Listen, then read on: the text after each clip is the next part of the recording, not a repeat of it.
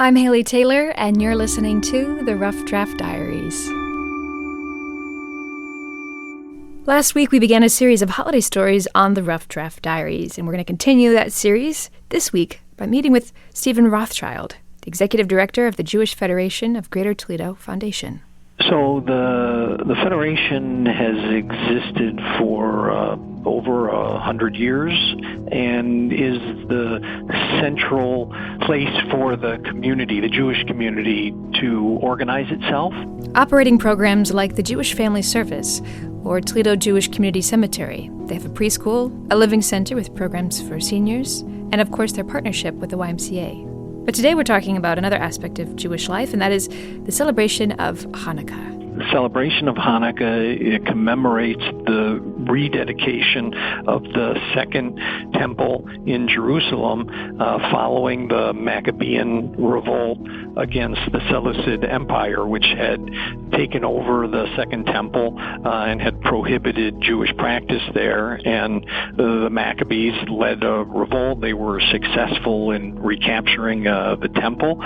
This holiday commemorates that event and a particular miracle of that event, which was when they got into the temple, there was ritual oil for the menorah, which is a lamp that has 8 candles or had candles in a candelabra. And they only had enough oil really for one day, but a miracle happened. And the oil that was supposed to only last for one day lasted for 8. And so we commemorate this miracle that oil that should only last for one day lasted for 8. Hanukkah begins every year on the same day of the Hebrew calendar. That's the 25th of Kislev, lasting 8 days. That means Hanukkah begins tomorrow night. A typical celebration involves the lighting of a menorah, preparation of food cooked in oil, and of course the general gift-giving and game playing that happens when families gather together. So it may not sound too different from your own family gatherings, but there still are a few key differences in celebrating the season of Hanukkah. Sure. So one misconception would be that somehow Hanukkah is the Jewish Christmas or is otherwise related to the holiday. Of course, they're not connected in any way other than by the season. But on the Jewish calendar, Hanukkah itself is a minor and relatively less important holiday. In other words, some of our holidays call for a fast, for example. None of those restrictions apply to Hanukkah because it's a holiday that commemorates something that occurred much later, in our history, and it just doesn't carry the same significance that, of course, Christmas would for Christians. I mean, Christmas is, of course, a very significant holiday and part of the tradition of Christian worship and observance. And I think people, again, because they're tied together in time, think that there may be some connection, but there really isn't. However, there is one thing that most people do have in common in regards to the holiday season. That's the fond memories that you spent as a kid, celebrating the season with the ones you love. As a child, everyone would get all excited because of you'd see all the gift wrap packages, and because gift giving was a big part of it. But another very fond memory I have growing up is people will often build menorahs. Having an opportunity to build, menorah that then you would use and to light the candles.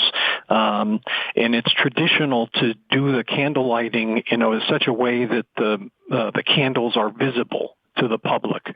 So you place the menorah in the window so that people would know and be reminded of the miracle.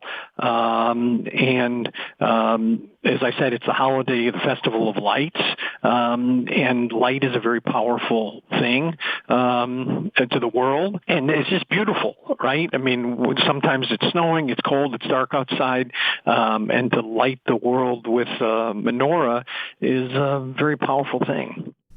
Sending light out into a dark world is beautiful imagery, especially for the year that we've had.